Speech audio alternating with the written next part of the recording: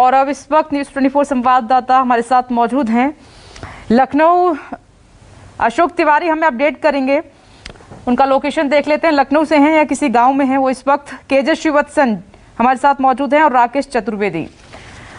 अशोक, सबसे पहले आपके पास आ रही हूँ, इस वक्त आप कहाँ पर हैं? क्योंकि हमें चिंता जो है अब गाँव की सता रही है, लोग जागरूक भी नहीं है, सुविधाओं का भी अभाव है, क्या हालात हैं?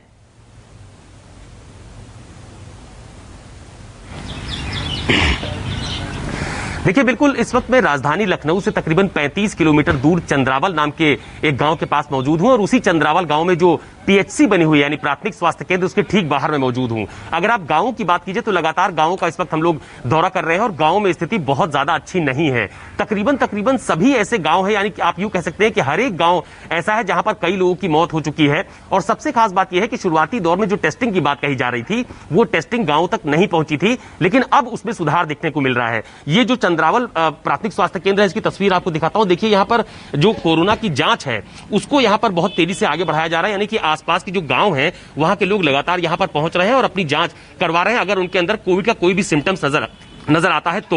दूसरी अहम बात यह भी है कि इसी प्राथमिक स्वास्थ्य केंद्र पर टीकाकरण का काम भी किया जा रहा है। एक समय निर्धारित किया गया है कि जो कोविड की जांच है वो सुबह 10 बजे से 2 बजे तक होगी और जो 45 वर्ष से अधिक के जो टीकाकरण उम्र से अधिक वाले लोग हैं उनका टीकाकरण सुबह 9:30 बजे से 2 बजे तक किया जाएगा। तो ये एक आप कह सकते हैं कि सुखद तस्वीर कम से कम चंद्रावल में देखने को मिली है। लेकिन बहुत सारे ऐसे गांव हैं, आसपास के ऐसे बहुत सारे गांव हैं जहां पर अभी जो स्वास्थ्य सुविधाएं हैं वो पूरी तरह से नहीं पहुंच पा रही हैं। हालांकि आप देखिए कि बीते दिनों खुद मुख्यमंत्री योगी आदित्यनाथ ने कई जनपदों का दौरा किया, हॉस्पिटल्स का निरीक्षण किया, अधिकारियों के साथ बैठक की और यह मैसेज देने की कोशिश की कि अब अगला जो बड़ा लक्ष्य है वो गांव है, क्योंकि गांव में जिस तरह से कोरोना का संक्रमण लगातार फैला, बुरा प्रभाव देखने को मिला। गांव में तमाम सारे लोगों की जानें भी गईं, एक गांव में कई लोगों की मृत्यु हुई और सबसे जो असहज स्थिति बनी वो उस वक्त बनी जब लोगों को इस बात की जानकारी भी नहीं हो पाई कि किसी व्यक्ति की मृत्यु कोरोना के संक्रमण की वजह से हुई या किसी दूसरी बीमारी की वजह से। ऐसी बहुत सारी तस्वीरें उत्तर प्रदेश के अलग अलग गांव से सामने आई है। तो अब फिलहाल सरकार की तरफ से ये एक